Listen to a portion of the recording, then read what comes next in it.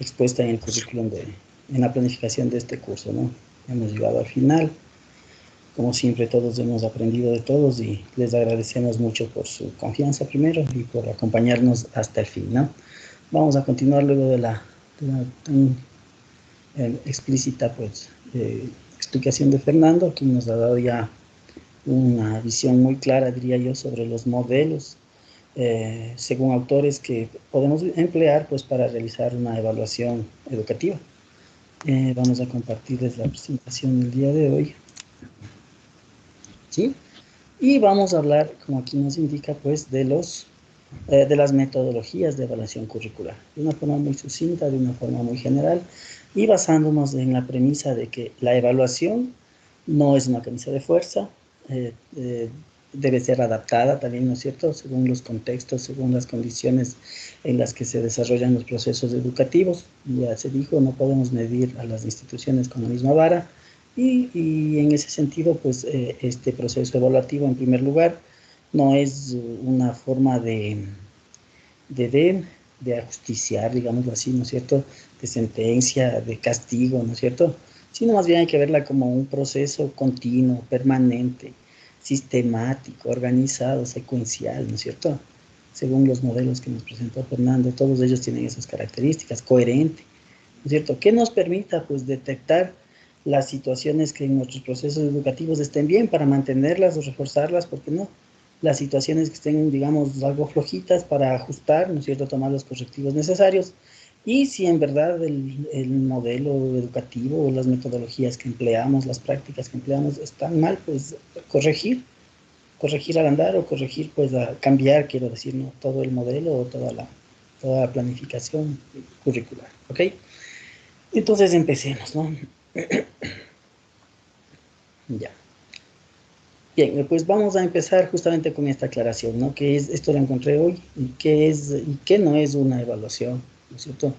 Por el lado positivo, ¿qué es una evaluación? Es un elemento fundamental y necesario de todo proceso, no solo del de enseñanza-aprendizaje, ¿no es cierto? De todo proceso del cual queremos obtener resultados hay que evaluar, ¿no es cierto?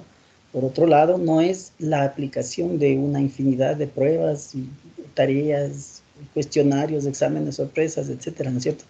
Y peor aún, al final del curso, si pensamos en la concepción verdadera de la evaluación, debe ser continua, ¿no es cierto?, en sus tres momentos, ¿no es cierto? Puede ser diagnóstica, formativa y sumativa, ¿sí? Pero si lo podemos hacer durante todo el proceso, lo hacemos, ¿no es cierto? Sí es un proceso positivo, ¿no es cierto? Un proceso propositivo, intencional, ya dijimos, continuo, miren, sistemático, que va a servir para determinar el grado de los logros, ¿no es cierto? ¿Cómo hemos conseguido, en qué porcentaje hemos conseguido los objetivos de aprendizaje? ¿Sí? En términos del desarrollo integral de los estudiantes, ¿no? Aquí ya nos mencionan, así como transversalmente, las tres dimensiones de las que hablamos y de las que nos contaba Benjamin Bloom, ¿no es cierto? Benjamin Bloom. ¿Ok? ¿Qué no es? No es una herramienta para medir exclusivamente el grado de adquisición de conocimientos de los estudiantes. Si lo dejáramos así, estaríamos hablando solo de una dimensión, ¿no es cierto? Como ha sido hasta hace poco, ¿sí? Solo se medía la situación cognitiva. Y de tener los recursos, materiales, laboratorios, qué sé yo, se medía la parte psicomotriz. Pero ahora las nuevas corrientes que hemos adoptado, pues en las instituciones, son las situaciones constructivistas, y además la adopción o la aceptación del individuo, el que aprende, el estudiante, con sus tres dimensiones, ¿no? Hay que formarlos integralmente, ¿ok? ¿Qué sí es? Pues es un proceso que involucra a todos los protagonistas del proceso de enseñanza-aprendizaje, ¿no es cierto? Ahí nos indica inclusive alumnos, profesores, el mismo proyecto curricular, los administrativos, los padres de familia, etcétera, etcétera, ¿no es cierto? ¿Qué no es en ese sentido? Es un proceso que vaya a generarnos estrés, ¿no es cierto? Y tensión constante, como dijo Fernando hace un momento, hasta hace poco, ¿no? Cronológicamente hablando, aquí teníamos un temor por cuando nos vayan a evaluar, ¿qué nos evaluarán?, ¿no es cierto? Era un terror. Ahora, basados en estas nuevas metodologías, en estas nuevas propuestas, es mucho más provechoso, inclusive quienes manejan rúbricas de evaluación van a darles razón, pues indicarle al estudiante sobre qué se le va a evaluar y cuáles son los mínimos que él debe alcanzar, y los máximos también, ¿no es cierto?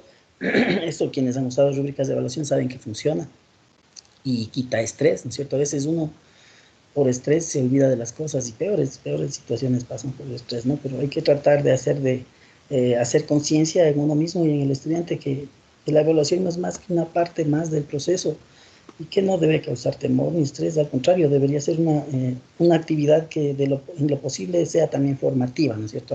Algún aprendizaje deberíamos poder obtener de estos procesos evaluativos, ¿no? Es un concepto que combina, importante antes de pasarnos, no es atención constante y que no atiende a la diversidad. La evaluación debe atender a la diversidad, lo que estábamos diciendo, ¿no? No se puede medir con la misma vara a dos instituciones educativas. Y lo recomendable es que a los mismos estudiantes se les evalúe en lo posible, igual que se les forma, ¿no? Individualmente. Bueno, es un escenario todavía utópico, falta mucho para llegar a eso, pero es lo deseable, ¿no es cierto? El aprendizaje o la enseñanza individualizada, ¿sí? ¿Qué sí es? Es un concepto, ¿no es cierto? Un constructo que combina un enfoque cuantitativo y cualitativo y que utiliza un amplio repertorio de instrumentos y procedimientos de evaluación, ¿sí? Entonces se evalúa situaciones como nos explicó Fernando al final de su exposición. Hay modelos que evalúan lo cuantitativo y hay modelos que evalúan lo cualitativo y hay inclusive modelos que combinan los dos, ¿no es cierto? Entonces se debería optar a lo mejor para hacer una evaluación, dependiendo de para qué queramos los datos, como conversábamos ayer, utilizar un enfoque cualitativo, un modelo cualitativo, ¿no es cierto? O un modelo cuantitativo o uno mixto, ¿sí? Y como nos dice aquí, es más que un amplio repertorio, yo diría que es un repertorio infinito, porque se debe adaptar los instrumentos, como decimos, a cada institución a la que debemos, pues, a la que queramos evaluar, ¿ok? ¿Qué no es? No es una justificación para determinar la trayectoria académica de los estudiantes, ¿no es cierto? Como se decía antes, ¿no? Un solo examen y el que aprobó, aprobó, y el que no aprobó, pues qué pena. Eso va en contra de todo lo que se ha dicho en este curso y de todo lo que en realidad implica hacer un proceso educativo, ¿no? La evaluación debe ser constante, debe ser sistemática, ¿no es cierto? Y debe reflejarse o realizarse en todos los momentos que podamos en los procesos formativos. ¿Qué sí es? Debe ser concebida, pues, como una herramienta que tiene como prioridad el que se aprenda más y mejor, ¿no es cierto? Y que sirve para tomar decisiones. La evaluación es para tomar decisiones y ayudar a mejorar la educación, ¿no es cierto? No es una herramienta para asustar, no es una herramienta de castigo, es algo que nos va a permitir mejorar los procesos educativos y también los procesos del docente, ¿no es cierto? Por esto se habla de una variedad de evaluaciones, ¿no? La autoevaluación, la coevaluación, la heteroevaluación, ¿sí? Son procesos que nos permiten también a nosotros, como docentes, pues evaluar nuestros procesos, nuestros procedimientos, si es que están bien realizados, ¿no?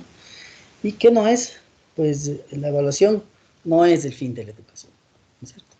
No nos educamos para que nos evalúen, nos educamos para adquirir, en todo caso, habilidades que nos sirvan para el desarrollo de la vida, para desarrollarnos como personas, ¿no es cierto?, en la sociedad, etcétera, etcétera. ¿Sí? Vamos a seguir. ¿Sí?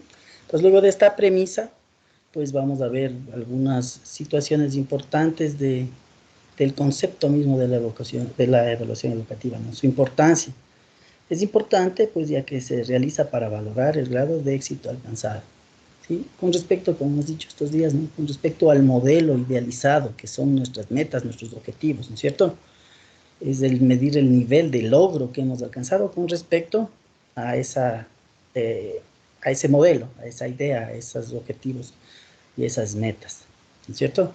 Entonces nos indica que es el valorar el grado de éxito alcanzado en un proceso educativo con respecto al modelo o a las metas propuestas y se aplica en cada uno de los procesos para facilitar la optimización. Esto nos permite la mejora constante. La evaluación no es de gana, ¿ya? Es porque nos permite siempre mejorar. Algo habrá que mejorar o actualizar, en el mejor de los casos, actualizar la malla curricular, que se va a actualizar algún conocimiento nuevo que haya surgido en el arte, en el objeto de estudio del que nos ocupamos, ¿no es cierto?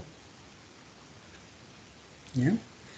Entonces, la evaluación educativa nos indica aquí también que debe concebirse como un enfoque, como nos decían en la diapositiva anterior, ¿no? Un enfoque amplio, sistemático, organizado, coherente, etcétera, etcétera, en el cual vamos a valorar el grado en que los medios que disponemos, los recursos que disponemos y los procedimientos que aplicamos permiten el logro real, ¿no es cierto? Los logros son los alcances, el cumplimiento de objetivos reales que alcanzamos, ¿no es cierto? Y cómo estos, pues, en comparación pues, a las metas, como acabamos de decir, ¿cierto? Permiten el logro de las finalidades y las metas en un sistema educativo o en una institución de educación superior, ¿no? ¿Ya? Asimismo, es pues un proceso objetivo y continuo que se desarrolla en espirales es cíclico, ¿no? Y se va repitiendo y se supone que en cada evolución va mejorando nuestros procesos, ¿no? No se supone, sino que bien aplicado debe ser así, ¿ok? Por otro lado, no todo es ventajas, ¿no? También tiene sus limitaciones, pero estas limitaciones son a causa de cómo aplicamos estas evaluaciones, ¿no es cierto? Como nos indica aquí, a veces estos procesos se hacen pues improvisados, ¿no es cierto? Es decir, que no se conducen de manera sistemática, ¿no? Aquí nos dice se hacen de manera asistemática, ¿no? Sin sistematizar, o no planificada, o no coherente, no secuencial, etcétera, etcétera, ¿no? O a lo mejor sin el respaldo de un modelo, ¿no es cierto? Si los modelos existen, debemos ampararnos, debemos utilizar alguno de ellos para sustentar nuestra evaluación, no vamos a evaluar como queramos, ¿no es cierto? Ya Fernando nos explicó 7 u 8 autores, de los cuales podríamos revisar y adaptarlo para hacer nuestra evaluación en nuestra institución educativa, ¿no es cierto? Esto hace que no se tenga claro el marco teórico de la evaluación. Entonces, no es entrar y evaluar porque queremos, ¿no es cierto? Es como diría algún estudiante, nos toma lo que quiere el profesor o nos toma lo que no nos ha enseñado, ¿no es cierto? Esas son situaciones que hay que ir cambiando, ¿no? Debe haber un marco metodológico, un modelo en este caso que oriente la ejecución de los procesos evaluativos institucionales, ¿no? ¿Ya? Entonces, un punto de inflexión existente en esta situación de los procesos de evaluación curricular es pues el modelo de Tyler, ¿no? Entonces, quienes ya realizaron su lectura del documento para hacer la tarea que se envió en días anteriores, anteayer me parece, que hablaba justamente sobre los periodos de la evaluación curricular, vieron que empieza con Tyler, ¿no es cierto? Tanto es así que es un punto de inflexión ahí, como les decía, y se llama antes el periodo pre-Tyleriano y el periodo post-Tyleriano, y todos se han basado, digamos así, o han sido unos sucesores de las investigaciones y de los resultados que Ralph Tyler presentó y de los cuales Fernando ya nos habló, y sus 8 fases y las sucesivas propuestas de modelos y metodológicas que hicieron pues los autores de los que nos conversó ya Fernando. ¿Okay?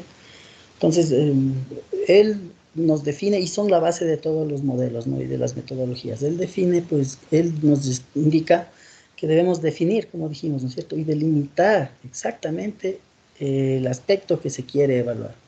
De ahí podrán salir 1, 2, 3, 4, 5 aspectos que nos permitan, pues, como dijimos ayer, ¿no? Generar unos instrumentos adecuados para medir exactamente eso que queremos medir, ¿no es cierto?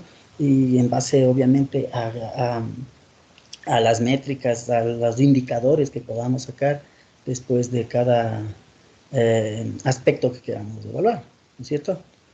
¿Sí? Sigamos. ¿Ya? Entonces, esto se refiere a la primera, no, a la evaluación curricular y los propósitos de la evaluación. Hay que definir operaciones de formulación en base a un conjunto de conceptos y suposiciones pertinentes para la evaluación, ¿cierto? Entonces, esto es la operacionalización, ¿se acuerdan que sí hablamos, ¿no es cierto? Operacionalizar es tal vez tener algún concepto medio difuso y aterrizarlo para saber, pues, cómo lo vamos a medir, ¿no? ¿Sí? Yo, por ejemplo, y esto está muy ligado también en la redacción de los objetivos, ¿no es cierto? Yo no podría poner en un objetivo el estudiante, por decirlo así nomás, ¿no? El estudiante estudió, ¿no es cierto? ¿Cómo vamos a evaluar esos? ¿Cómo podría evaluar si un estudiante estudió? Debemos ser concretos y operacionalizar las variables o los conceptos que queremos, pues, evaluar para justamente llegar a una consecución, construcción o adaptación o simplemente adopción. Un momentito, ¿ya?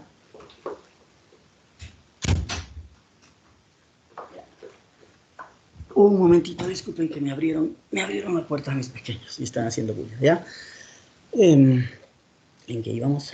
Ya que debemos, pues, operacionalizar bien, ¿no es cierto?, los aspectos que queremos, pues, medir, ¿no? Eso nos permitirá elegir herramientas adecuadas o adoptar cuestionarios validados o adaptarlos, ¿no es cierto? Entonces hay que especificar los objetivos, lo que queremos evaluar en nuestros procesos de evaluación, ¿no es cierto? Luego de eso, cuando ya tenemos definido qué quiero medir, ¿no es cierto? Ayer hablábamos de unas 7 preguntitas que al final las vamos a recordar, pero nos hablaban más o menos qué necesito evaluar, ¿no es cierto? ¿Qué necesito saber? ¿Qué quiero medir? ¿Cómo voy a medir? ¿No es cierto? ¿A quiénes o mediante qué instrumentos voy a recabar la información que necesito? Entonces, una vez que tengo eso, elaboro o selecciono, ¿no es cierto? ¿Sí? Aquí nos dice selección y elaboración, pueden ser las dos cosas, ¿no? Usar un test y crearme otro aparte adaptado a las realidades y al contexto de la institución que vayamos a analizar, ¿sí? Entonces, selección y elaboración de instrumentos y los procedimientos de evaluación, ¿cierto? Hay que hacer un pequeño esquema, ¿no es cierto?, de cómo se va a evaluar, hay que hacer, ¿cómo se llama esto? El diseño de la evaluación, y ahí va a estar, pues, los pasos, cómo haremos, con fechas, con tiempos, inclusive, ¿no es cierto?, para la evaluación, ¿sí? Entonces aquí nos da algunas de los instrumentos, nos indica, ¿no?, que puede usar pruebas, una escala de Likert, listas de comprobación, técnicas de análisis de contenido, cuestionarios, documentos, etcétera. Porque hay bastantes. ¿Ya? Y finalmente, pues, como dijimos en algún momento, se debe hacer una revisión continua de todos los pasos anteriores, ¿no es cierto? De acuerdo a la información que vamos obteniendo, si es posible hacer algún ajuste al andar, lo hacemos, ¿no es cierto? De un trimestre a otro. Si algo me doy cuenta que está mal, ¿por qué no poderlo cambiar? ¿No es cierto?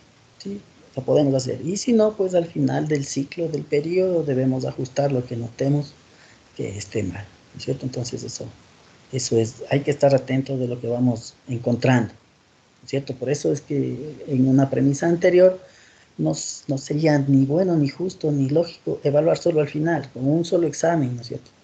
¿Por qué no me voy a dar cuenta qué pasó durante todo el proceso si no tengo solo el punto de evaluación final que no me va a aportar de mayor, no me va a servir de mayor cosa si el objetivo en realidad es mejorar, ¿no es cierto? Hay que analizar todo el proceso. Ok, entonces en cuanto a los tipos de evaluación, pues vamos a hablar que de forma muy general, en realidad, o muy específica, ¿sí? Porque yo les voy a hablar desde el punto de vista de Stuffelbin, que es uno de los primeros autores que realizó, pues, su modelo, ¿no es cierto? Su modelo que se llama el CIPP, que significa contexto, aquí lo tenemos, ¿no es cierto? Entrada, proceso y producto, y que se basa en decisiones, ¿no es cierto? Entonces, el primer, el primer aspecto que nos propone este señor evaluar es, pues, el contexto, ¿no? Y como nos indica aquí, se basa o hay que analizar las decisiones para determinar los objetivos del proyecto, ¿sí? Dos, la I, ¿no es cierto? Entrada, input en inglés, nos indica que en este sentido nosotros debemos estructurar recursos o tener recursos, ¿no es cierto?, adecuados para lograr las metas planteadas en el programa, ¿cierto? En ese sentido, este tipo de recursos son unos objetivos bien planteados, ¿no es cierto? Costos, miren, ¿cuánto me va a costar? ¿No es cierto? ¿Quiénes serán los beneficiarios? Los fundamentos, necesidades, infraestructura, etcétera, etcétera, ¿no es cierto? Ya se fueron las dos, pero no importa. 3, proceso, la primera P, ¿cierto? Nos indica que aquí debemos analizar, pues, la implementación de decisiones, ahí es para, no para, controlar las operaciones del proyecto, ¿no es cierto? En ese sentido debemos, pues, aquí tratar de detectar los defectos metodológicos, los defectos que estamos utilizando mal alguna herramienta, etcétera, etcétera. Cómo ver información de decisiones programadas, y mantener sobre todo un registro continuo, ¿no? Esta evaluación del proceso es la que nos va a permitir medir comparar, aquí tengo un registro, ¿no?, y me permite con este registro comparar la siguiente evolución de nuestros procesos educativos, ¿sí? Aspectos que se deben pues también considerar, en la parte inferior nos indica que son las relaciones interpersonales, importante, ¿no es cierto? Si estamos trabajando con personas, compañeros, estudiantes, ¿no es cierto? En un ambiente de educación horizontal, todos son importantes, debemos considerar cómo nos interrelacionamos, considerando además la dimensión afectiva del ser humano, ¿no es cierto? Los canales de comunicación existentes, ¿no es cierto? La logística que disponemos en nuestras instituciones, ¿sí? La aptitud también, ¿no es cierto? Y la actitud, ¿por qué no?, de los usuarios hacia el programa. Aptitud en el sentido de qué tan capacitados están o estamos primero los docentes para dictar una u otra materia, ¿no es cierto? Y segundo, también en qué nivel vienen los estudiantes de los niveles anteriores cuando las materias son de secuencias. Actitud. Y la actitud también, pues, según es la motivación, según sea el interés que generemos nosotros como docentes en el aula, ¿no es cierto? Es importante eso también. Y la pertinencia de los recursos, obviamente que sean adecuados, la programación y el tiempo, tener una muy buena planificación, ¿no es cierto? En cuanto al tiempo, al costo, como os decía antes, ser muy realistas, ambiciosos pero realistas con los pies en la tierra de las situaciones que podemos alcanzar en uno u otro contexto según la institución en la que trabajemos, ¿cierto? Y finalmente, pues nos propone Stuffelbin que el currículo debe ser evaluado como un producto, ¿no es cierto? Normas de calidad, etcétera, etcétera. Entonces, nos indica que deberíamos considerar que un producto siempre replique el ciclo de decisiones. Y aquí hay que medir e interpretar los logros al final de los procesos, ¿no es cierto? De cada semestre, de cada trimestre, qué sé yo. Y al final del proyecto global también, que es la evaluación sumativa o sumaria, como la han colocado aquí, ¿no? Esa es la que nos va a permitir, en realidad, al final, determinar el nivel que alcanzamos con nuestros logros en comparación a los objetivos y metas que nos planteamos, ¿cierto? Eso nos va a dar la eficacia o la efectividad de la eficiencia de nuestras planificaciones, de la aplicación de nuestros procesos educativos, ¿sí? Entonces recordarán allí abajo a la derecha están esas formulitas que antes también ya las revisamos en días anteriores y nos indica que la eficiencia es una relación, una división entre el producto que obtuvo y el costo, lo que le costó aplicar ese plan curricular, ¿no es cierto? La eficiencia es una resta o la diferencia que existe entre el propósito y los logros, lo que acabamos de decir, ¿no? Los logros es la situación real que alcanzamos, ¿no es cierto? Y las metas son nuestro modelo, nuestra situación idealizada que queríamos alcanzar. Lo ideal es que las alcancemos y que esa diferencia sea cero, ¿cierto? Y la efectividad se mide desde el punto de vista en el que cómo nuestros productos, los alumnos, ¿no?, los egresados, pues satisfacen las necesidades de la sociedad, ¿no es cierto? Es desde el punto de vista de la sociedad. Entonces se hace también una relación de resta en el cual las soluciones que aportan nuestros egresados, digamos así, son los logros reales de su formación. Y si satisfacen o no, si satisfacen esa resta será cero, y si hace falta algo más, pues habrá ahí un factor que se debe corregir en cuanto a la satisfacción de problemas de la sociedad, que es para lo que se educaron, ¿no es cierto? ¿Ya? Entonces, pues la evaluación interna de la eficiencia y la eficacia del currículo debe partir de estos 5 factores importantes, ¿no? La congruencia del plan, ¿no? Debe ser coherente, todas las partes deben encajar, debe ser lógico, ¿no es cierto?, secuencial, como un rompecabezas, cada cosa en su lugar, ¿sí? El plan debe ser viable, ya lo dijimos. Podemos ser unos soñadores, pero debemos tener los pies en la tierra, tiempo, costos, personal, logística, infraestructura, tecnología, todo debe estar bien considerado para saber los alcances reales de la aplicación de nuestras planificaciones curriculares, ¿sí? Debe haber una continuidad del plan, obviamente, si hablamos que es un proceso continuo, cíclico, etcétera, etcétera, y hablamos que los resultados que obtengamos hoy nos servirán para evaluar los siguientes ciclos, ¿no es cierto? Entonces, eso le da una continuidad al plan, ¿sí? La integración también ya hablamos, es en doble sentido, la integración de de las tres dimensiones de las que nos hablaba Benjamin Bloom, ¿no?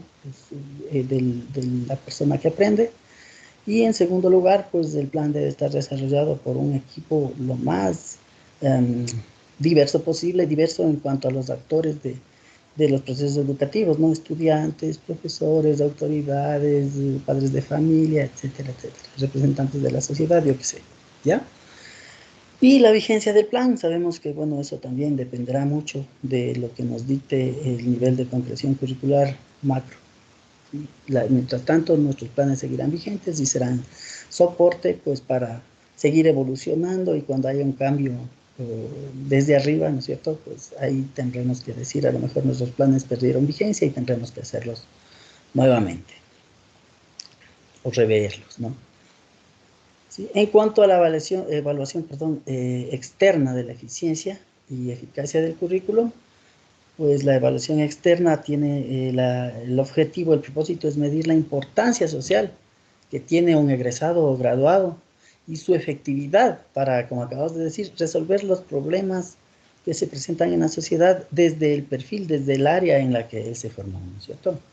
En ese sentido, pues aquí nos indican que el análisis de los egresados, de los graduados y sus funciones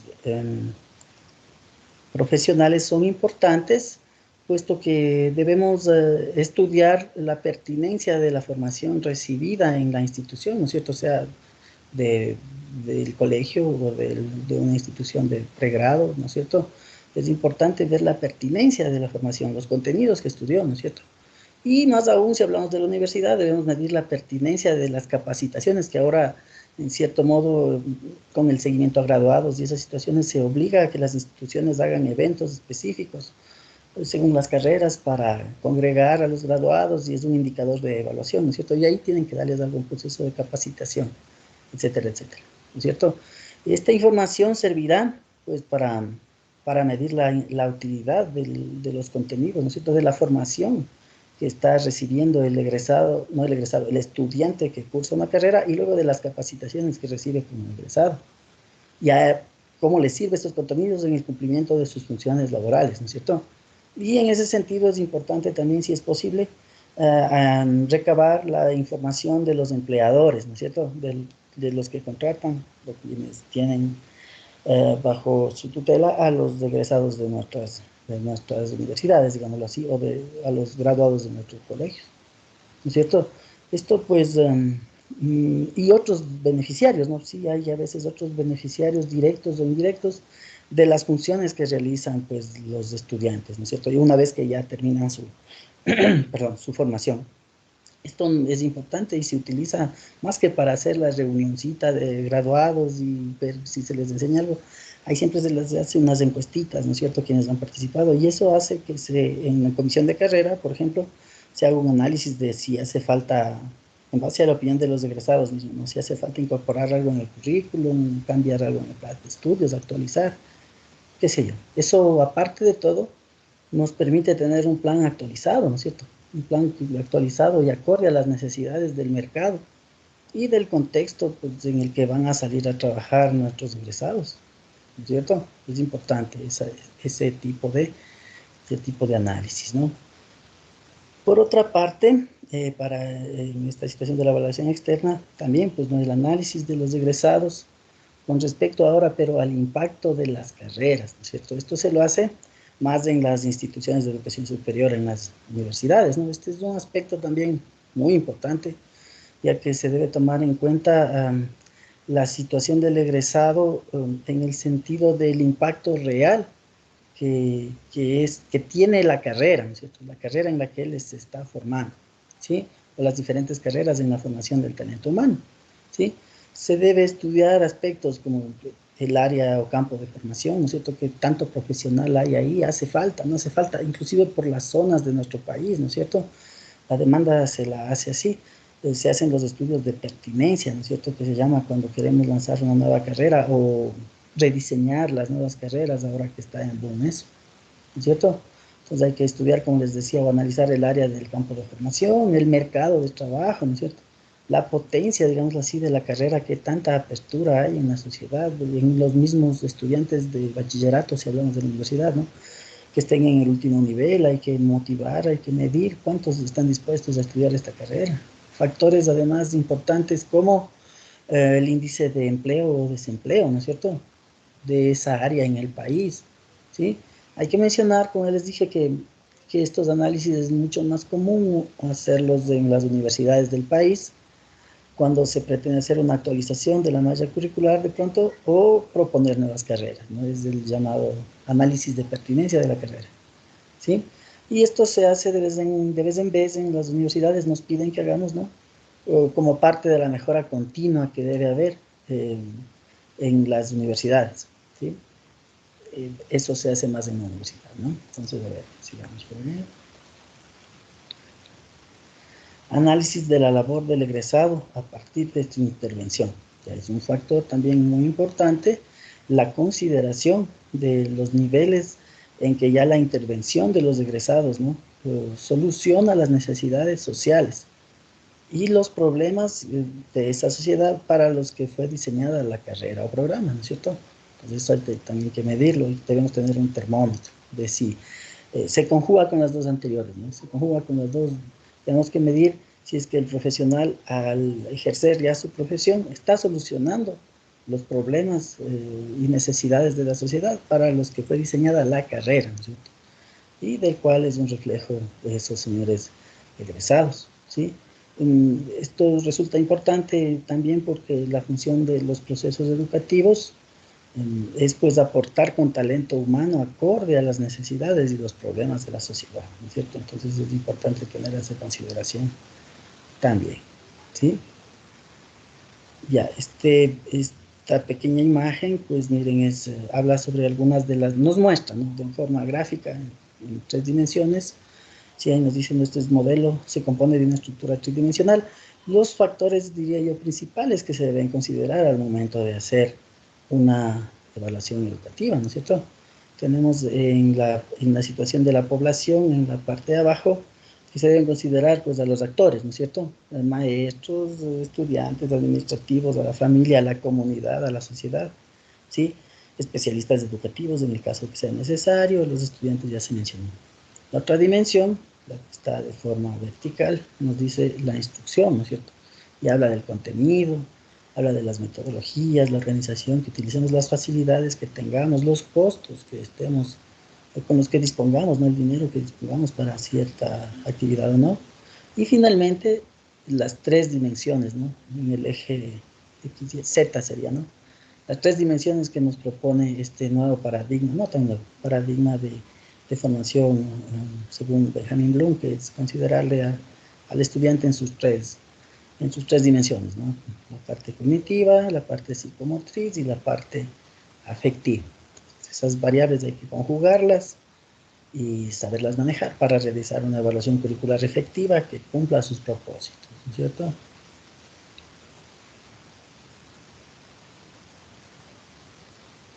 Ya, en cuanto a los tipos de insumos para obtener, ¿no?, los datos, aquí se ha considerado que, pues, en primer lugar, unos insumos básicos, ¿no es cierto?, para obtener información al momento de evaluar una institución educativa va a ser analizar justamente los programas y planes que se hayan desarrollado, ¿no?, para poderlos contrastar con los logros reales que hayamos alcanzado durante nuestros procesos educativos. Otra, pues, es qué sé yo, la encuesta, la toma directa de datos de los agentes en acción, recordando pues que un agente en acción es una persona que interactúa de cierta u otra manera en los procesos educativos con los estudiantes, ¿no es cierto? Esos son los famosos agentes en acción o agentes educativos, con la finalidad obviamente de ayudar en su desarrollo, en su consecución de habilidades, destrezas, competencias, como quieran decirlo, ¿no? Y ahí está los maestros, los directivos, la familia, ¿no es cierto? También en los niveles en que los niños son pequeñitos, hay que ayudarles, etcétera. Todos ellos son, pues, factores o agentes educativos o agentes en acción, ¿no? Puente primordial para tener información, ¿no? Sí, los productos de los alumnos, ¿no? Ya cuando ellos desarrollan sus actividades, generan sus destrezas, al final pues en realidad generan sus productos, sus tareas, qué sé yo, sus archivos, si es que archivos PDF, Word, Excel, lo que sea, si es que hablamos de educación en línea, y esos nos sirven también pues como para evaluar la adquisición o no de las habilidades psicomotrices, ¿no es cierto?, que hayan alcanzado, de otras habilidades según las dimensiones de Bloom. Hay otros instrumentos, hay otros objetos, constructos, ideas, ¿no es cierto?, un mapa mental. Hay diferentes formas de evaluar los productos de los alumnos, ¿no es cierto? Y finalmente, pues los juicios, ¿no? Hablando de juicios a la situación que nos permite, pues, en realidad cuando hacemos una evaluación constante estamos juzgando cada aspecto, ¿no es cierto?, de los estudiantes, que si hace una exposición le podemos juzgar, evaluar, a eso se refiere esto de juicios, ¿no? Evaluar. Un cuestionario también nos da un instrumento, es un instrumento de juicio para determinar si es que el estudiante obtuvo o no la habilidad, el, ¿cómo se llama?, la competencia que queríamos que alcance con esa unidad o con esa clase, no sé, igual, ¿no es cierto?, las pruebas objetivas, pruebas orales, disposiciones, etcétera, etcétera, ¿sí? ¿Ya? Entonces, recoger de información variada de diferentes tipos de insumos, ¿no? Porque recordemos también, si se dijo que en una clase no estaría bueno usar el mismo recurso siempre, ¿no? Documentos PDF o siempre hagan una lectura, resumen, eso estaría mal. Hay que usar variada información, variados recursos que nos permitan también, pues, realizar una evaluación diferenciada, una evaluación variada, ¿no es cierto?, de los diferentes aspectos que nos interesan conocer sobre el rendimiento académico de los estudiantes. ¿Ya? Entonces, unos pasos recomendados, ¿no?, de la metodología general, ¿sí?, del espectro amplio de la evaluación, pues los vamos a detallar aquí, los vamos a nombrar rapidito, ¿no? Es una propuesta metodológica para la evaluación curricular, considerada como un proceso continuo, ¿no es cierto?, del currículum, y van a ver que esto es muy familiar. Tiene 3 subetapas. La primera, la evaluación interna, ¿no es cierto?, y esto va así siempre. Primero hacemos la evaluación interna, como ya lo revisamos, luego pasa a la evaluación externa, y luego medir, comparar, realizar bien la evaluación nos va a permitir reestructurar de manera adecuada nuestra currícula, ¿no es cierto?, para que en la próxima evolución dé mejores resultados, que eso es lo ideal, lo que quisiéramos. ¿Ya? Entonces, miren, ya para terminar, ¿no? Vamos terminando. Aquí están esas 6 preguntitas que al contestarlas y al responderlas de manera adecuada nos van a dar ya, pues, una metodología de la evaluación curricular, ¿cierto? ¿Qué necesito? ¿Qué necesito evaluar? ¿Qué necesito saber? ¿Qué se va a medir? ¿Cómo se va a medir? ¿De quién se recogen los datos? ¿Cuánto tiempo tomará la evaluación? ¿Y qué se hará con los datos? Estas consideraciones iniciales nos van a permitir realizar una muy buena planificación de de nuestras evaluaciones y tener un diseño, ¿cierto? Tener un diseño ahí que nos permita de manera sistemática, organizada, secuencial, que son las características de la evaluación bien hecha, aplicar nuestros procesos evaluativos y obtener, con las consideraciones que hemos conversado, pues los datos útiles, ¿no es cierto?, los datos que nos sirvan para medir los parámetros que queremos medir, ¿sí? Ya, pues una metodología, digamos, ideada, ¿no es cierto?, porque no es camisa de 11 varas, pero una metodología debería tener más o menos esta estructura, ¿no es cierto?, añadiendo pasos, a lo mejor no quitando, pero sí a lo mejor añadiendo alguna situación que, según el contexto, o variando lo que nos indiquen los autores para cada una de estas, según el contexto amerite, cambiar para donde que vayamos a aplicar la institución, que vayamos a aplicar esta metodología de evaluación, ¿no?, o una evaluación. Primero hay que empezar, como siempre, con la planificación de la evaluación, ¿no? Luego hay que recolectar los datos de forma adecuada y datos útiles que nos sirvan para responder a las preguntas que tenemos, ¿cierto? Luego, obviamente, hay que hacer la interpretación, el análisis de los datos, la tabulación, como quieran valorarlo. Luego, esos resultados hay que comunicarlos considerando las situaciones éticas que dijimos ayer. En primer término, la información le servirá solo a la institución educativa o a quien demande esa información, ¿no es cierto?, a quien sea pertinente. Y finalmente, pues en base a esos resultados, lo más importante, esos resultados de esa valoración nos permite la toma de decisiones que permita mejorar los procesos educativos, ¿sí? Eh, Eso era lo que teníamos para presentar hoy. No sé Si me permiten, yo propuse una tareita que sería la última tareita, digamos así, del curso presencial. Les voy a indicar, ¿ya? Y se trata de lo que acabamos de hablar. Es una confusión de lo que es una mezcla de lo que habló Fernando y de lo que yo acabo de explicarles, ¿sí? Se llama metodología adaptada, tarea. Entonces es facilito, ¿no? Les voy a dar una muestra ahorita inclusive, ¿sí? ¿Qué dice? A partir de uno de los modelos, perdón, enlistados a continuación, la mayoría menos uno creo, son los que habló Fernando. Hay muchas más, ¿no es cierto? Pero son de las que habló Fernando. Desarrollar como diagrama de flujo, ¿no es cierto? Un diagrama de flujo, una propuesta, su propuesta, ¿ok? Este trabajo es individual, su propuesta metodológica para evaluación, considerando las particularidades del contexto de la institución en la que ustedes se desempeñan. Entonces aquí vamos a aplicar lo que acabamos de decir, ¿no? Vamos a tomar uno de los modelos, el que más nos guste, y lo vamos a adaptar pensando en nuestra situación de nuestra institución educativa en la que trabajemos, ¿sí? Esto hay que enviarlo en un formato PDF, es un diagrama de flujo. Y aquí están, toman cualquiera de estos, ¿no? Si encuentran o manejan otro que ustedes lo dominen o que hayan oído, perfecto, simplemente en el trabajo van a poner yo usé, por ejemplo, a mí me gusta este CIPP de Stuffelbein, eso van a empezar, está basado en Stuffelbein CIPP. Alguien va a decir en crítica artística de Eisner, eso me van a poner en la tarea y desarrollan su flujo, ¿no es cierto? Entonces, por ejemplo, yo voy a buscar en el internet para indicarles justamente ya este señor Eisner y su modelo de crítica artística. Lo van a buscar y pueden hacerlo hasta para ganar tiempo, ¿sí? Buscar en imágenes. Y seguramente, miren, van a encontrar cosas como estas. Lo van a replicar en su trabajo, adaptándolo. Adaptándolo, bueno, esto parece que está incompleto, pero vamos a buscar así una imagen, un ciclo, ¿no es cierto? Un ciclo, puede ser que encuentren un Prezi, puede ser que encuentren, qué sé yo, un PDF en el cual se explique, y hacen un ciclo, ¿no es cierto? Que es un ciclo, los pasos conectados con unas flechitas, de cómo los pasos que nos indica cada uno de los modelos. Ahí he explicado brevemente, y más que explicado, adaptado a su realidad, ¿no es cierto? ¿Ya? No nos vamos a engañar, alguien a lo mejor podrá tomar uno de estos mismos de internet y le pone el PDF y me envía.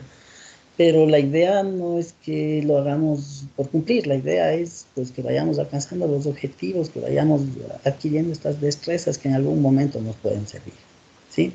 De mi parte, eso es todo lo que tenía que compartir hoy. Estimado Fernando, le cedo la palabra.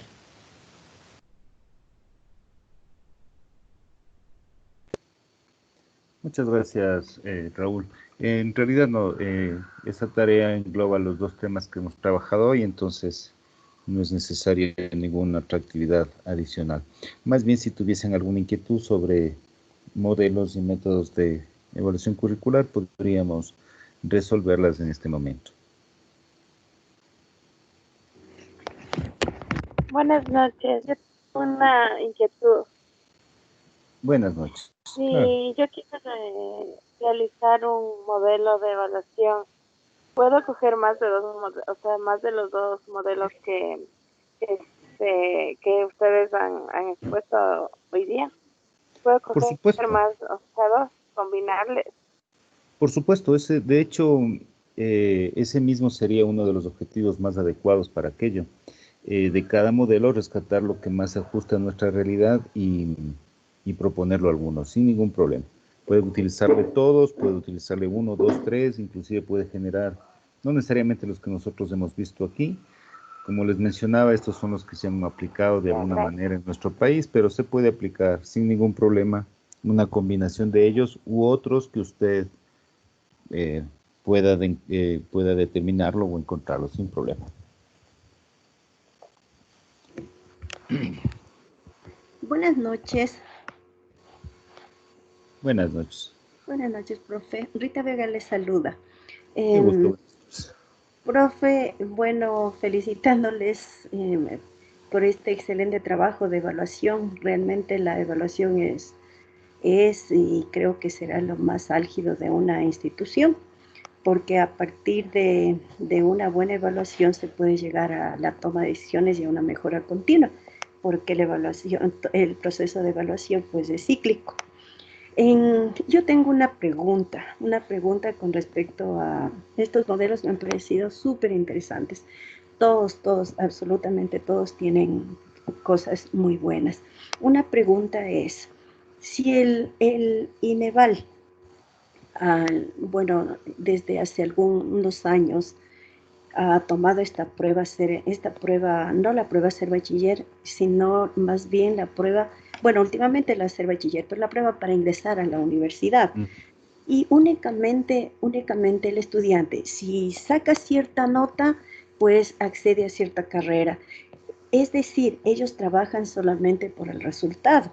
Quisiera saber cuál es el modelo de esta institución, en qué se basan ellos, porque después de ver todos estos modelos que ustedes tienen y todas las instituciones, sea gubernamentales o privadas, que tendrían la autonomía de coger todos los modelos y hacer uno propio, y sin embargo ellos trabajan únicamente por resultados, y se ha visto el fracaso de los estudiantes al elegir una carrera realmente que les se vieron obligados a seguir, y no una carrera que amen ellos, porque lo que realmente cuando uno sigue una carrera y ama lo que hace, pone todo el empeño y hace las cosas muy bien. Entonces, quisiera saber cuál es el modelo que tiene el INEVAL, y cuál es la razón de trabajo por resultados, porque si ellos unieran todos estos modelos y sería por el proceso, hay muchísimos estudiantes que optarían por carreras realmente que ellos quieren. Esa es la pregunta, profesor. Bueno, me Gracias. tomo la lección. Me tomo la lección porque no conozco el modelo de evaluación de destrezas, en realidad, de los estudiantes. Sin embargo, bueno, conocemos de que estos modelos se pueden aplicar tanto en el nivel 2 o 3 de concreción. Sin embargo, pienso, de acuerdo a cómo se está manejando, pienso yo que está trabajando en un modelo de toma de decisiones de Stufleman porque valora el producto, ¿sí? Y en el modelo de STAY, que es prueba y mejora, la evaluación respondente, es decir, si nos damos cuenta, cada periodo están modificando el modelo de evaluación, están modificando la forma de adecuación de aquello, ¿no?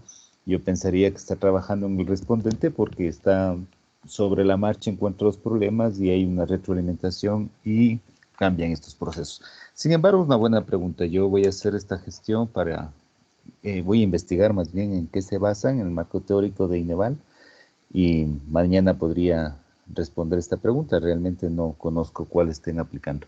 Sin embargo, de ello, más allá del proceso de evaluación, yo supongo que lo que se debe es equilibrar y vincular los currículos de pregrado y posgrado, educación media y educación superior más bien, porque como nos damos cuenta, existe la necesidad de un curso adicional para poder lograr un puntaje adecuado. Eso quiere decir que el currículo del colegio de la educación media no está alineado a los perfiles de ingreso de las instituciones de educación superior. Más bien por ahí es el tema, más que el método de evaluación.